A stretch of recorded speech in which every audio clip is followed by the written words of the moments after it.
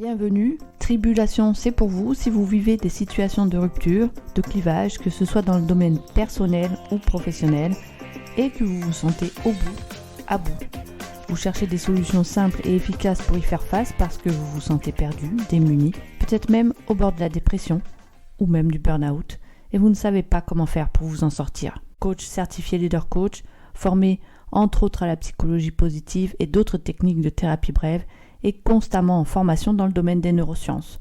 Je vous partage mes expériences ici et mes astuces de coach, seul ou accompagné d'invités dont certains sont connus, parce que la vie n'est pas un long fleuve tranquille, pour personne en fait. Aujourd'hui, je reçois Annick Laprate. Annick, c'est quelqu'un qui est très connu dans le monde de la francophonie. Elle est québécoise, vous allez l'entendre à son merveilleux accent. C'est quelqu'un qui est suivi par des milliers de followers, qui développe des programmes d'accompagnement qui sont basés sur les neurosciences. Elle est également auteure, elle a écrit un livre notamment directement en lien avec un de ses programmes phares qui est Reprogrammer votre cerveau. Elle est conférencière, elle est très active dans le monde du développement personnel et je vous invite à consulter son site annicklaprate.com. Je vous mets le lien en description, comme ça vous pourrez aller voir par vous-même. Je vous souhaite de prendre tout ce que vous avez à prendre de cette entrevue. Vous verrez, c'est vraiment d'une grande richesse. Et merci encore Annick pour ton temps, d'avoir accepté cette invitation et de t'être prêtée au jeu de cette interview. C'était vraiment un honneur et un grand plaisir pour moi et j'espère pour les gens qui vont nous écouter. Donc écoute, déjà je tiens à te remercier d'avoir accepté mon invitation, Annick. Parce que je sais que ton temps est précieux et que tu as beaucoup de choses à faire, ton actualité est bien chargée. Donc je me sens très privilégiée et très honorée que tu aies accepté de passer un petit moment avec moi. Merci infiniment. Avec grand plaisir, ma chère. Écoute, vraiment partager. Donc comme je te disais, le but de l'entrevue, c'est de mettre en avant donc ton développement, comment tu t'en es sortie dans certaines situations. Avec la connaissance de soi notamment, et c'est surtout mettre en avant ça, la connaissance de soi, à quoi ça va, ce que ça t'apporte, etc. dans ta vie. Et puis ce que j'aimerais, c'est partager ça avec les gens. Je ne vais pas garder ça pour moi toute seule, ce serait quand même égoïste un peu de ma part. Avec grand plaisir. J'aimerais partager ça avec les gens et pour qu'ils comprennent que en mettant certaines choses en place, en fait, on y arrive très bien à s'en sortir. Et puis montrer aussi du coup différentes façons de s'en sortir, qu'il n'y a pas une façon, mais qu'il y en a tout un tas. Exactement. Je ne crois pas aux formules toutes faites. Moi, je crois à la connaissance et ensuite à l'application de ces connaissances-là et de voir ce qui nous convient aussi. Donc, une technique peut très bien convenir à une personne et pas du tout à une autre. Là. Exactement, c'est tout à fait ça. Donc, écoute, donc je vais commencer quelques questions si tu es d'accord. Alors, s'il y a des questions qui ne te conviennent pas, tu as le droit de les passer. Si Parfait. Vraiment, ça ne te convient pas, tu peux sortir du Zoom aussi, si tu veux. Je suis prête pour toi. Bon, en principe, j'ai fâché personne. Normalement, tout va bien, mais bon, on ne sait jamais. Écoute. Je vais essayer de ne pas être la première. Alors, écoute, ma première question, c'est déjà, est-ce que tu peux nous rappeler, pour ceux qui ne te connaissent pas encore, en quelques mots, ton parcours de vie et ce que tu fais dans la vie, en fait. Parfait, oui, je suis auteure, conférencière, formatrice. J'ai aussi été chroniqueuse radio, animatrice à la télé. Je suis coach, master coach certifiée à l'Institut des neurosciences appliquées. Donc, j'ai porté plusieurs chapeaux dans ma vie. J'ai été fondatrice d'un réseau mieux-être également qui a rejoint plus d'1 million de personnes. Mais essentiellement, on me reconnaît ces dernières années pour mon expertise au niveau du développement personnel en lien avec les neurosciences. Donc, ma passion, c'est le cerveau, d'où l'importance de comprendre son cerveau pour en faire un allié parce que le cerveau peut être extraordinaire pour nous, mais quand on ne le connaît pas et qu'on ne sait pas comment le diriger dans la bonne direction, il peut parfois nous mettre des bâtons dans les roues, donc très important de connaître son cerveau et il joue un très grand rôle dans la connaissance de soi, donc on va peut-être avoir l'occasion d'en parler aujourd'hui. Et bien justement, alors déjà, bravo pour ton parcours. Et bien justement, ma deuxième question, c'est si je te pose la question, qui es-tu, Annick? Comment tu te définirais finalement? c'est une recherche que j'ai faite pendant plusieurs années. Je vais avoir beaucoup à dire sur la connaissance de soi, parce que pour moi, c'est primordial de faire ce travail-là, de se connaître. Parce que si on ne se connaît pas, on est extrêmement malléable à l'environnement. Donc, on devient influençable et on peut accepter des propositions, on peut faire des choix en fonction des autres et non pas en fonction de soi. Et ça peut nous amener à une place dans notre vie qui ne nous correspond pas. Donc, pour être vraiment aligné, se sentir bien, c'est hyper important de se connaître. Et moi, j'ai fait ce travail-là parce que je ne l'avais pas fait. Et moi, pour plaire, pour ne pas déplaire, pour être acceptée, pour ne pas déranger, ben, j'acceptais absolument tout. Donc, je travaillais des heures de fou, même si mon corps m'envoyait le signal que j'étais fatiguée. J'acceptais toutes les propositions pour ne pas déplaire, même les propositions professionnelles qui ne me convenaient pas, parce que je voulais faire partie d'eux. Et à un moment donné, quand on n'écoute pas son corps, quand on n'écoute pas ses besoins, quand on fait des choix pour plaire et non pas en cohérence avec nos valeurs, on devient profondément malheureux. On devient profondément malheureux. Les gens qui ne se connaissent pas sont extrêmement vulnérables au burn-out, à la dépression. Ils vont vivre une espèce de grand brouillard et c'est très lourd à porter. C'est très difficile de vivre sans se connaître. Et pourtant, dès qu'on fait la démarche de dire « Qui suis-je? » Mais c'est quoi ça? Qui suis-je? Quand on se pose la question, là, c'est profond en réalité. Je suis qui? Parce que à chaque instant qui passe, à chaque seconde, je peux changer. Au fil d'une conversation, je peux changer. En fonction avec qui je suis, ça peut changer. Dans un contexte favorable, je suis une version de moi. Dans un contexte défavorable, je suis une toute autre version de moi. Donc, pour moi, je suis quelqu'un de multipotentiel, donc avec de multiples facettes, et je les connais, cette facette-là. Mais à la base, pour moi, le travail a été de faire un travail sur mes valeurs, mes besoins, mes limites. Donc, quelles sont mes valeurs? Donc, je considère que je suis une personne, pour répondre à ta question, je suis une personne qui est extrêmement altruiste, qui a besoin de chaleur humaine, qui a besoin de travailler dans un domaine qui fait sens pour moi et qui me permet de contribuer. J'aime pas la phrase « contribuer à un monde meilleur » parce que souvent, c'est devenu cliché, on est un petit peu las d'entendre cette phrase-là qui, pour le cerveau d'ailleurs, ne veut rien dire parce que c'est quoi un monde meilleur? Il faut le définir, ce monde meilleur-là. Mais je crois profondément au potentiel de l'être humain. C'est ma passion, c'est mon centre d'intérêt, donc c'est qui je suis également. Donc, une passionnée du développement humain. Pour moi, c'est hyper important de connaître tout le potentiel qui habite l'humain et son potentiel se retrouve autant dans son cerveau que dans son cœur, dans le pouvoir de l'amour, que dans son âme, dans sa mission de vie. Donc, il y a dans son corps qui contient toutes les neurochimies, qui contient toute l'énergie, toutes les cellules pour nous permettre de se réaliser ici sur Terre. Donc, pour moi, c'est important de comprendre la mécanique physique du corps humain, tout comme le pouvoir de l'amour, tout comme le pouvoir de son cerveau. Donc ça, ce sont mes champs d'intérêt, ce sont mes passions. Mes valeurs, c'est le respect, l'humour et le bien-être, vraiment la bienveillance. Et mes limites aussi, il faut les connaître. Donc ça aussi, ça fait partie de la connaissance de soi. Quelles sont mes limites? Donc, pour moi, les limites, c'est le non-respect. Mes limites, c'est dans certains champs de compétences. Donc, je suis pas quelqu'un de doué avec les chiffres ou la structure parce que je suis une émotive, je suis une sensible, une créative. Donc, qu'est-ce que je fais? Quelqu'un qui se connaît bien va dire, parfait, moi, je suis davantage cerveau droit, qui est créativité, émotivité, et moins cerveau gauche, qui est plus le rationnel, la structure, la logique. Donc, se connaître, c'est de faire des choix en fonction de ça aussi. De dire jusqu'où je vais pour m'améliorer, aller chercher de la connaissance, mais où j'arrête aussi parce que ce n'est pas moi. Parce que ce n'est pas une partie de moi que je veux développer. Il y a plusieurs personnes qui font un travail qui ne leur correspond pas. Et quand on ne sait pas qui on est, ben justement, on se retrouve dans des professions ou dans des relations, dans des situations qui ne nous correspondent pas et qui nous rendent profondément malheureux. Bon, bah merci pour cette réponse hyper complète. Du coup, j'ai plusieurs questions qui ont été traitées dans une. Oui, c'est ça. Oui, désolée, j'ai tendance à à parler beaucoup et à extrapoler, mais c'est un sujet qui me passionne. La connaissance de soi, pour moi, c'est primordial. Ben c'est ça, c'est qu'on sent que tu es passionné. C'est pour ça que c'était intéressant pour moi de, de parler avec toi en ce moment.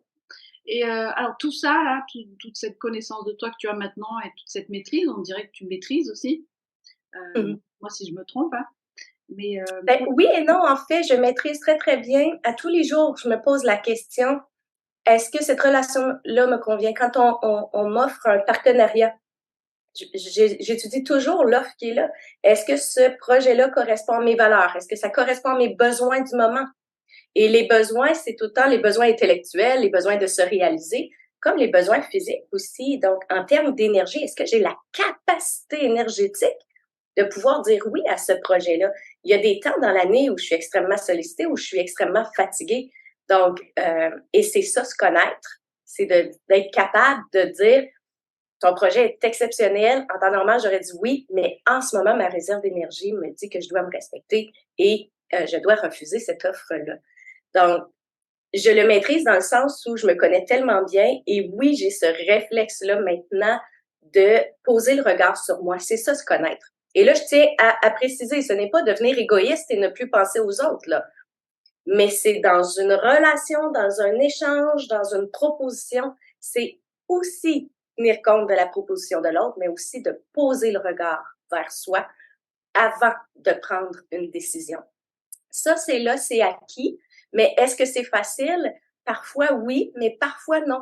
Parce que des fois, j'ai dû dire non à des offres qui étaient extraordinaires, qui auraient pu m'amener à un niveau supérieur, professionnel, relationnel ou autre. Mais d'écouter son corps, ben, c'est pas toujours facile de dire non à quelque chose d'intéressant. C'est pas toujours facile de dire non à ses enfants ou à la personne qui partage notre vie, de dire non à sa famille, de dire non à ses amis. Ça va provoquer des réactions aussi parfois dans l'entourage. Donc, il faut être capable de gérer la conséquence d'un non, tout comme gérer la conséquence d'un oui aussi. Donc, ça arrive des fois qu'on va dire oui à un projet, mais ce projet-là va demander énormément de travail, va parfois demander du surtemps ou va demander qu'on fasse des compromis sur certaines choses. Donc, il faut être capable de gérer cette conséquence-là et de dire, OK, comment je vais gérer ce surtemps-là en me respectant, mais en respectant ma promesse dans ce projet-là. Donc, c'est quand même si on le maîtrise, tout un défi au quotidien. donc, on peut dire aujourd'hui que tu connais tes limites, tes freins, tes forces. Oui. On peut dire que tu maîtrises tout ça aujourd'hui. Et combien de temps ça Ben, t'a pris pour en arriver là maintenant? oh mon Dieu, je dirais toute une vie parce que honnêtement, pour répondre à la question, j'ai commencé ce travail-là il y a 5 ans. Donc, c'est un travail que je fais à temps plein depuis 5 ans. Et je vous dirais que ça fait peut-être 1 an ou 2 que je suis dans la maîtrise complète, si je peux m'exprimer ainsi. Et maîtrise complète, je tiens à préciser, ça ne veut pas dire que c'est confortable. Donc, il y a des journées où c'est inconfortable, mais que je suis quand même dans la maîtrise. Donc, si j'ai à donner un temps, je dirais, pour ma part à moi, je dirais entre 3 et 5 ans. Donc, mais les 2 dernières années ont été beaucoup plus faciles. Ceci étant dit, pourquoi je dis que c'est le travail d'une vie, ben, c'est parce que comme j'ai l'expérience de vie, c'est cette expérience de vie-là qui me permet justement de savoir dans quel domaine j'excelle, donc quelles sont mes forces et dans quel domaine c'est plus difficile pour moi. Et là, je parle de compétences. Mais se connaître, c'est connaître ses compétences, mais c'est aussi connaître ses valeurs. Donc, comme j'ai beaucoup d'expérience de vie, j'arrive à la cinquantaine, donc c'était plus facile pour moi de dire, ben, sais-tu quoi, dans ce projet-là ou dans cette relation-là, j'ai vécu telle situation difficile et je me rends compte que c'était difficile parce que ça respectait pas mes valeurs. Donc, quand tu as beaucoup d'expérience, je pense que c'est plus facile d'apprendre à se connaître parce que on a un champ de référence. Donc, comme on a énormément d'expérience, on peut puiser à même ces expériences-là pour découvrir qui on est finalement. Donc, ce qui nous plaît, ce qui nous plaît pas. Plus on avance en âge, plus on est capable de dire ça me plaît, ça me plaît pas. Mais je tiens quand même à préciser que l'être humain évolue constamment. Donc, ce serait une erreur de dire aujourd'hui, je me connais, enfin, c'est fait, j'ai fait le travail et je n'ai plus à penser à ceci. Mais non, parce qu'on évolue, le corps change. Donc, moi, je suis pas la même que quand j'étais enfant, adolescente, adulte, maman de jeunes enfants, maman d'adolescente et aujourd'hui grand-maman. Donc, on change continuellement, donc notre identité se peaufine, s'améliore. C'est rare que les valeurs fondamentales changent, donc en principe, une valeur reste sur la durée, mais les besoins vont changer aussi. Et la vie, avec son quotidien, nous amène tout le temps à nous redéfinir. Donc, par exemple, si je suis en pleine santé, ben, c'est plus facile pour moi d'honorer qui je suis et les besoins qui sont là, de dire oui, j'ai l'énergie pour le faire. Mais qui sait, quelques mois plus tard, je peux avoir une maladie, je peux avoir un accident de voiture, je peux vivre une situation qui fait que mes réserves d'énergie vont baisser. Donc, il faut que je sois alerte et vigilance à ce qui se passe en moi à chaque jour pour pouvoir prendre des décisions éclairées. Et j'ose espérer que l'humain continue d'être curieux aussi et qui veut apprendre. Et pour apprendre, c'est extrêmement intéressant de se placer dans des contextes complètement nouveaux. Donc, j'aime me challenger comme ça, moi. Donc, à un moment donné, j'avais un rêve, c'était de faire des voyages humanitaires en Afrique. Donc, j'ai plongé. Donc, ce n'est pas resté uniquement un rêve. J'ai fait les démarches pour le faire, mais j'avais aucune idée de qui j'étais dans un contexte d'humanitaire. Donc, comment j'allais réagir? C'est là que j'ai réagi que quand j'allais dans les orphelinats, c'était difficile.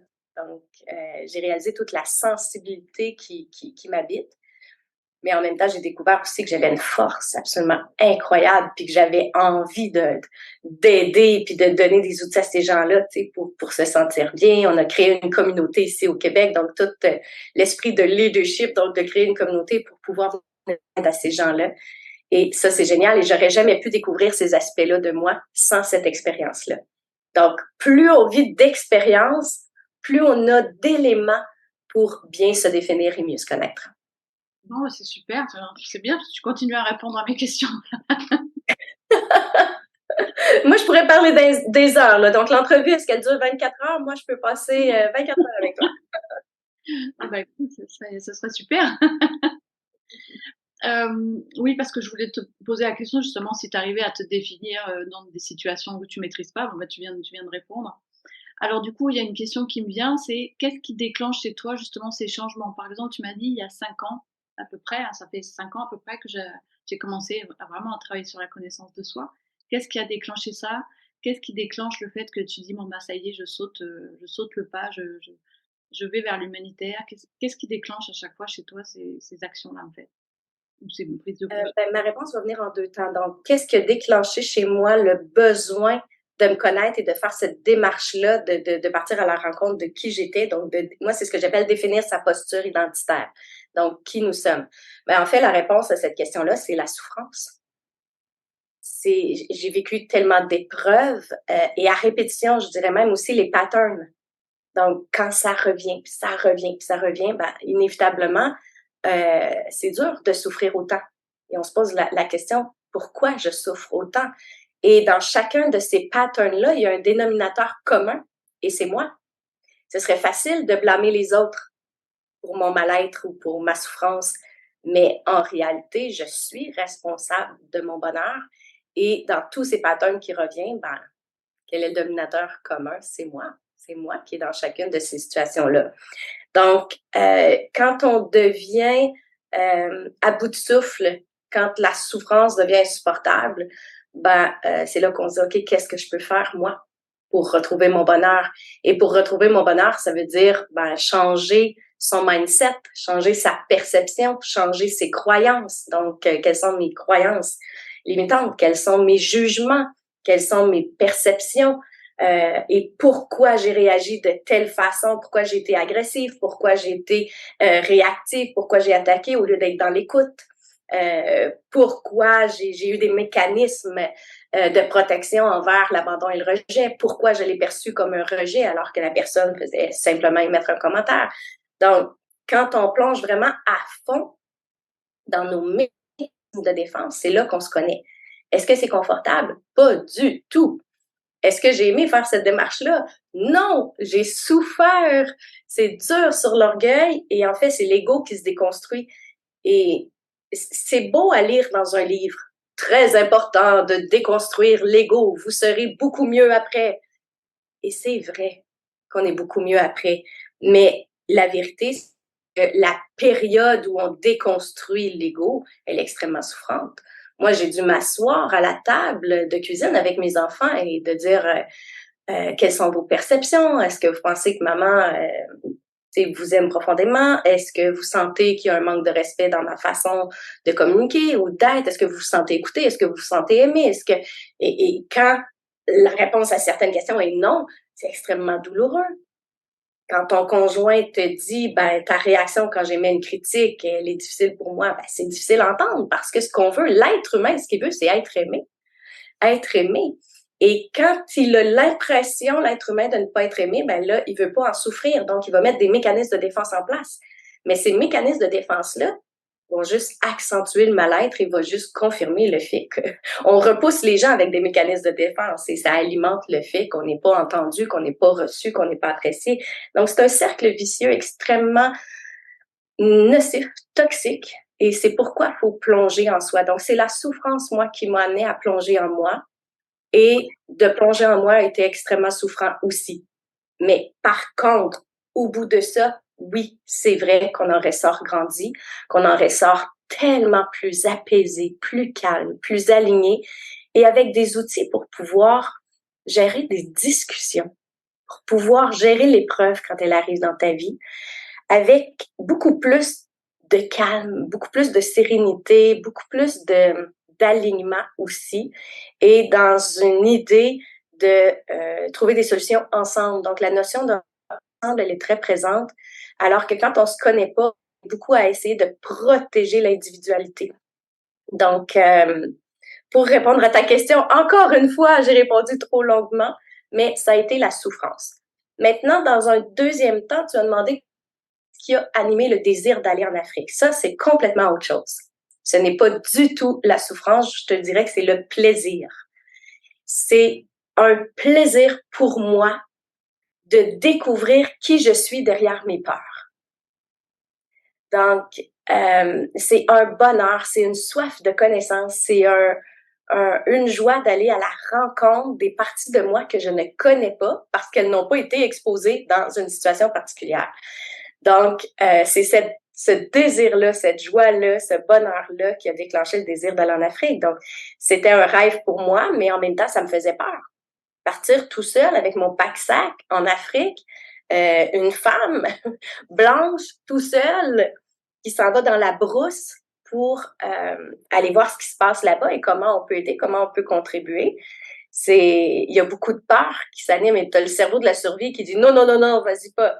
Mais ensuite, on a le préfrontal qui dit oui, oui, vas-y, parce qu'on a l'élan du cœur qui a envie de se réaliser. Donc, c'est pour ça que je dis, pour moi, j'aime ça, aller découvrir qui je suis derrière mes peurs. Et quand je découvre mes forces que je ne soupçonnais pas, ou mes limites que je ne soupçonnais pas, pour moi, c'est grandir. C'est « wow, maintenant, je me connais dans cette situation-là ». Et là, je parle d'Afrique, mais c'est aussi des fois de passer à un niveau supérieur. Et quand je dis supérieur, c'est pas dans le sens de bas et de haut. Je dirais passer à un autre niveau ou de vivre une nouvelle expérience. C'est davantage ça que je veux exprimer. Dernièrement, j'ai fait une web-série. J'avais jamais fait de web-série dans ma carrière et j'avais ce désir-là, mais j'avais énormément de peur. Peur d'être jugée, peur d'être critiquée, peur de mettre mes zones d'ombre à la vue du public, peur de mettre ma vulnérabilité de l'avant. Mais en même temps, j'avais ce désir-là. Et je l'ai fait. Je l'ai fait parce que j'avais envie de découvrir qui je suis derrière cette peur-là de m'exposer encore davantage. Et même chose pour la santé. Dans la dernière année, j'ai eu énormément de problèmes de santé et j'avais tendance à avoir un discours intérieur où dire ben c'est ok, je vieillis, c'est comme ça, les femmes de ma famille, tu sais, acceptent la maladie ou c'est la vie. Et en fait, je me suis dit non, moi j'ai envie de découvrir qui je pourrais être derrière ces problèmes de santé-là. Et si j'explorais une toute nouvelle façon de vieillir?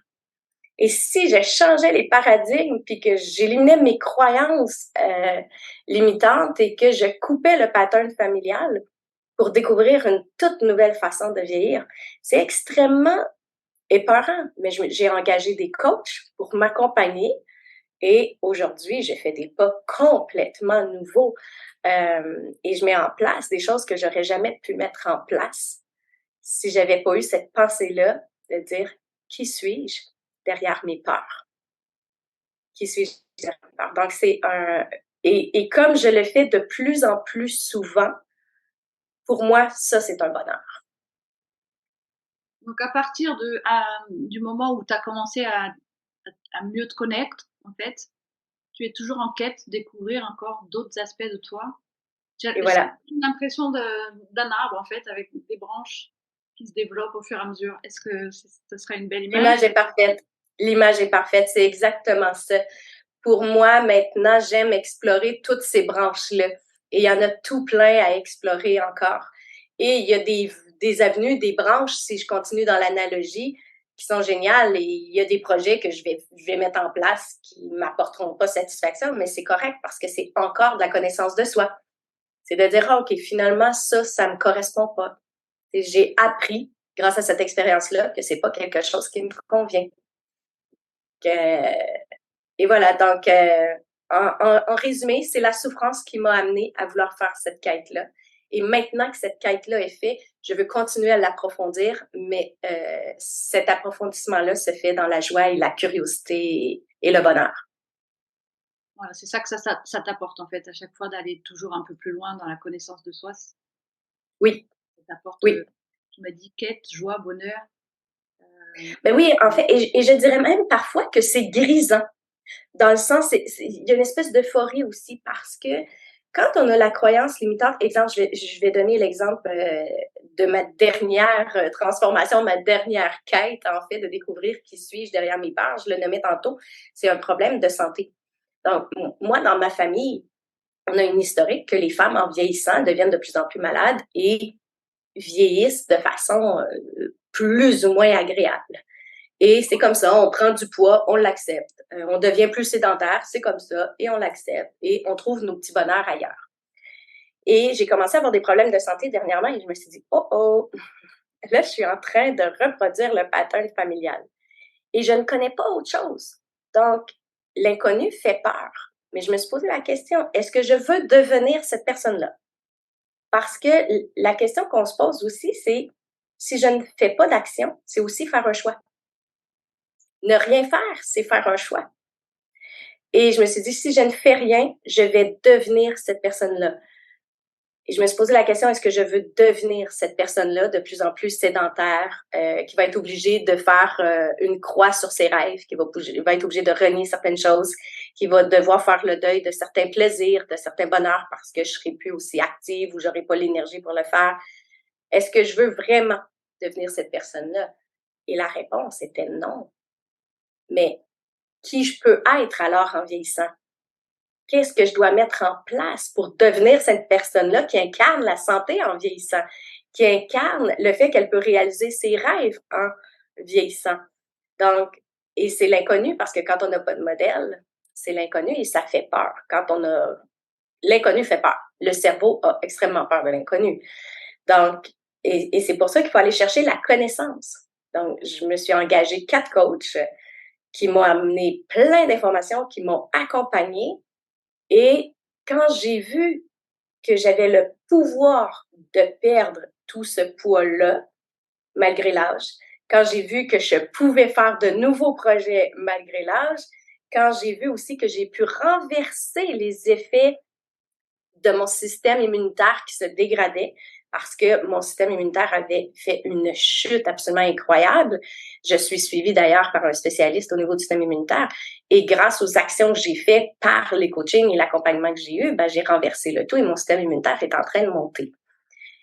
Et ça, et c'est ça que je veux dire par l'effet grisant et euphorique. À un moment donné, j'ai fait « Wow! C'est donc bien génial de reprendre le pouvoir sur sa vie! » C'est fou à quel point l'humain est multipotentiel et qu'il a un pouvoir immense.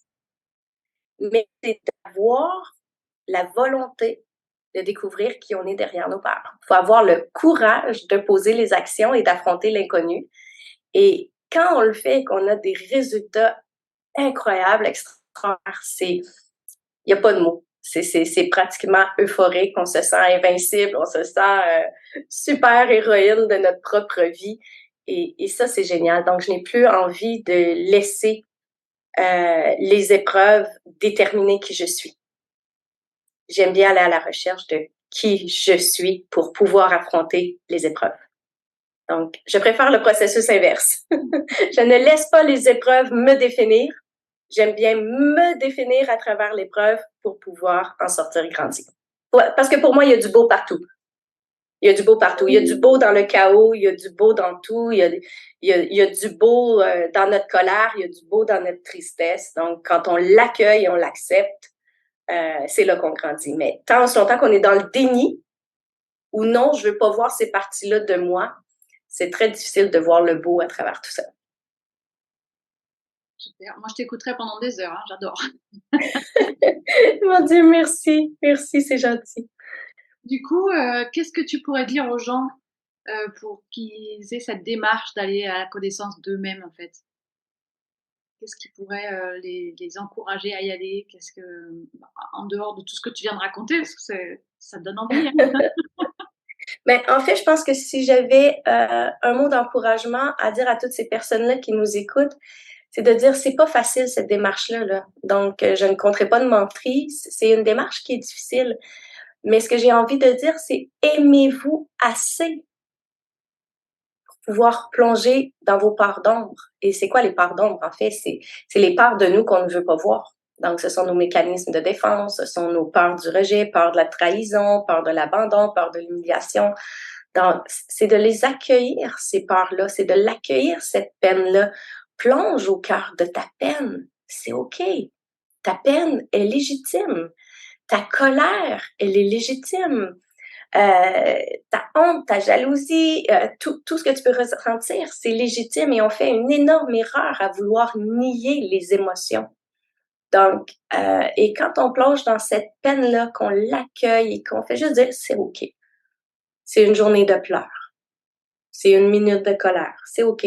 Quand on la laisse vivre, cette peine-là, cette colère-là, je peux vous garantir que ça ne dure pas éternellement. Donc, tout finit par passer. Et c'est d'avoir assez d'amour pour soi-même pour tendre la main et aller chercher de l'aide. Il y en a beaucoup qui sont dans l'orgueil et dire, je vais pas contacter une sexologue si j'ai des problèmes sexuels, c'est trop honteux. Je vais pas appeler un coach ou une thérapeute parce que j'ai des problèmes de jalousie, de colère, d'impulsivité, parce que j'ai honte et je veux pas voir cette facette-là de moi. Je veux pas engager une coach en alimentation parce que j'ai honte de la façon dont je m'alimente. Je veux pas engager un coach en exercice parce que je fais 20 secondes sur un vélo et j'ai honte de cette partie-là. Donc, je pense que vous aurez compris où je veux en venir, c'est que toutes ces parties-là qui sont en nous, qu'on ne veut pas montrer, en fait, c'est quand on les accueille et qu'on tend la main pour aller chercher de l'aide, que là, on ressent ce bien-être-là, qu'on s'en libère et qu'on découvre de nouvelles façons de prendre soin de soi, de nouvelles façons de réagir. Et cette deuxième partie-là, là, quand on découvre de nouvelles façons d'être, d'agir, elle est extraordinaire. Elle est littéralement, véritablement extraordinaire. Et c'est cette deuxième partie-là qui nous procure une vie auquel on n'aurait jamais pensé. Mais jamais pensé. Et c'est là qu'on vit des expériences magiques qu'on n'aurait jamais pu prévoir dans notre vie. Donc, mais est-ce que c'est facile? Non. Mais ce que j'ai envie de dire, c'est aimez-vous assez pour passer à travers cette période-là où on accueille qui on est dans les parties les moins plaisantes, les parties les moins lumineuses, les parties qu'on est moins fiers, et d'aller chercher l'aide. Et c'est extraordinaire! Et il faut faire confiance. Vous avez des forces, vous avez des compétences, et vous les mettez à profit auprès de votre partenaire de vie, vos enfants, vos collègues, vos amis. Les thérapeutes ont d'autres compétences qui sont là pour aider les gens qui, comme vous, ont peur de plonger dans leur zone d'ombre. Donc, c'est tout simplement de faire confiance, de se laisser accompagner et de dire « Yes, je vais aller découvrir qui je suis ». Et des fois, le processus peut prendre 1 an ou 2, mais pour être vraiment honnête avec vous, si j'avais à revivre toute la douleur que j'ai vécue pendant 1 an quand j'ai plongé dans mes zones d'ombre, je le referais immédiatement parce que aujourd'hui, je me sens vraiment bien et j'ai les outils pour faire face à la vie. Mais est-ce que j'ai aimé cette année-là de souffrance? Non. Est-ce qu'au bout de 3 mois, j'en avais assez? Oui. Mais j'ai continué la thérapie, j'ai continué la recherche sur moi-même. Au bout de 4 mois et demi, 5 mois, est-ce que j'étais tannée? Oui. Est-ce qu'au bout de 6 mois, je trouvais ça encore difficile? Oui. Et j'avais l'impression que c'était interminable. Mais à un moment donné, le soleil se lève. Et comme un serpent qui change de peau, on change de peau nous aussi. Et c'est merveilleux. C'est merveilleux. Et même si ça nous semble interminable, il y a une phrase que ma sœur m'a dit un jour qui a changé ma vie, c'est « Il n'y a jamais rien de permanent. Tout est temporaire quand on est capable d'accueillir ce qui se passe en soi et quand on a la force d'accepter l'aide pour se transformer, améliorer des parties de soi. 1 an, est-ce que c'est long? Oui. Mais c'est quoi à l'échelle d'une vie? C'est quoi à l'échelle d'une vie? En ce moment, je suis dans une remise en forme. J'ai perdu près de 24 livres dernièrement. Ça a été difficile, mais est-ce que je suis heureuse du résultat? Tellement. Est-ce que c'est terminé? Non. J'ai encore plusieurs mois devant moi où est-ce que je vais être testée, je vais être challengée par la vie dans mes décisions santé que j'ai prises maintenant. Mais est-ce que je vais poursuivre? Oui. Pourquoi? Parce que j'ai vraiment envie de découvrir qui je peux être quand j'incarne complètement la santé. Donc, en résumé, je dirais, aimez-vous assez pour accepter ce parcours-là vers la quête de soi. C'est merveilleux.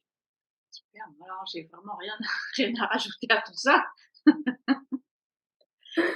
Juste du coup, si je te demande, alors c'est vraiment histoire de demander, hein, mais ton niveau de bien-être aujourd'hui, entre bas, moyen et élevé, je pense que c'est une évidence, mais En fait, j'aime beaucoup ta question parce que je pose souvent cette question-là, très, très, très régulièrement, plusieurs fois par semaine. Mais en fait, moi, je la pose tout le temps dans les différents domaines de ma vie. Donc, comme je le disais en début d'entrevue, pour moi, l'être humain, il est multipotentiel, il est multifacette. Et je considère parfois que ça peut être, entre guillemets, dangereux de se poser cette question-là de façon globale. Parce que le cerveau, de la manière qu'il fonctionne, c'est quand il y a un aspect de sa vie qui ne fonctionne pas ou qu'on a plus de résistance, plus de challenge, plus de défis, plus de douleur, le cerveau va capter beaucoup plus le négatif que le positif. Et le cerveau, ce qu'il va faire, c'est qu'il va répandre ce négatif-là dans tous les domaines de vie, dans la perception qu'on a de notre bonheur à l'instant même. Donc, autrement dit, je pourrais aller très bien au niveau de la santé, je pourrais aller très bien au niveau de mes amours, au niveau de mes amitiés, de mon entraînement, de mes loisirs, de mes rêves, etc. Mais si j'ai un conflit au travail, ben, en fait, le conflit va prendre tout l'espace dans mon cerveau et va envoyer des neurochimies. Donc, on va ressentir par les neurochimies, par notre système nerveux central, un inconfort. Et là, on peut répondre à la question, mon indice de bonheur en ce moment, il est à 4 sur 10. Mais en fait, c'est une fausse perception.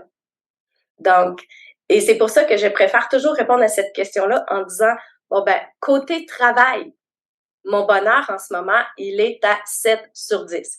Donc, je pourrais dire 10 sur 10, mais en ce moment, on est en pleine promotion. Il y a beaucoup, beaucoup de fatigue et il y a des trucs qui vont moins bien. Donc, c'est un 7 sur 10. Mes amours, eux, je dirais, sont à 9 sur 10. Et ma santé, je dirais qu'elle est à 7,5 sur 10. Donc, j'aime bien compartimenter. Et quand on compartimente, on se rend compte que finalement, on va beaucoup mieux qu'on pensait.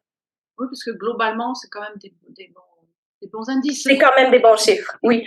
Mais le cerveau aime la précision et l'être humain aussi. Donc, quand on se pose la question comment je vais dans tel domaine de vie versus l'autre domaine de vie, ben à ce moment-là, quand ça va super bien dans un domaine de vie, on peut le célébrer, on peut faire ce que j'appelle moi des youhou. Donc, c'est des wouhou, on célèbre à l'intérieur de soi. Oui, je vois ton bracelet youhou. Donc, c'est très important de faire des youhou, une célébration interne de plus de 20 secondes pour impacter le cerveau du bonheur. Mais en même temps, quand je prends conscience qu'il y a un domaine de vie, c'est vrai, ce domaine de vie-là, c'est un 4 sur 10, tiens, OK, bon, ben, les prochains jours, je vais me concentrer, je vais poser des actions précises pour augmenter cet indice-là de bonheur dans ce domaine de vie-là. Et c'est comme ça que finalement, on peut réagir beaucoup plus rapidement au lieu d'avoir le signal quand on est rendu à la souffrance. Ben écoute, je vais pas prendre plus de temps que ça pour toi parce que je pense que tu as beaucoup, beaucoup de choses à faire. En plus, la journée commence pour toi, là. Oui, oui, les 10h37 pour moi, oui. Donc simplement, juste nous dire, ton actualité, en fait. En ce moment, je sais que tu as beaucoup de choses en route. Exact. Nous sommes en train de nous préparer à la promotion de la prochaine formation Reprogrammer votre cerveau pour une vie meilleure qui commence en février prochain. Donc, c'est une formation que je donne une fois par année et que j'adore. Donc, j'adore accompagner les gens à bien diriger leur cerveau, donc dans la direction de leur je veux. Moi, c'est ce que j'appelle leur je veux, leur désir, ce qui est important pour eux. Ensuite, à l'automne, je vais donner la formation qui s'appelle le programme MI, qui est justement sur la posture identitaire, donc apprendre à bien se connaître. Donc, le programme MI qui est à l'automne prochain. J'ai aussi un groupe Facebook privé gratuit où est-ce que les gens peuvent venir, où est-ce que je partage quelques capsules à l'occasion. Il y a toujours mon site web anniklaprade.com qui est disponible pour les gens. Donc, je suis quand même assez accessible. Les gens peuvent me rejoindre. Ça me fait toujours plaisir. Eh ben, écoute, en tout cas, oui, je témoigne qu'effectivement, tu es très accessible. Merci encore. Merci 1000 fois. Merci pour tous ces conseils, toutes ces expériences que tu as partagées avec nous. Et Ça me fait grand plaisir et continue de faire ces entrevues-là. On en a besoin. On est dans une période difficile. On sent que l'énergie collective est un peu à la baisse. Donc, quand collectivement on vit des difficultés, c'est important d'avoir des piliers. Moi, j'appelle ça des piliers de lumière, des piliers comme toi qui donnent trucs et conseils pour générer davantage de sérotonine, donc davantage de bien-être. Parce que, comme je l'ai dit dans l'entrevue, dans le chaos, il y a toujours du beau. Il suffit de porter son regard sur le beau qu'il y a autour de nous. Et c'est ce à quoi tu contribues, d'être capable de voir le beau en nous et autour de nous. Donc, bravo pour ta démarche et je te souhaite d'impacter le plus de monde possible. merci infiniment. Merci à toi. Ben, écoute, au plaisir de te retrouver, soit dans une formation, soit sur scène, soit dans un séminaire, peu importe. Un grand merci, au plaisir de te revoir également. Et bonne journée à toi, bonne continuation et à très bientôt. Merci encore. Merci. À très bientôt. Bonne journée à tous.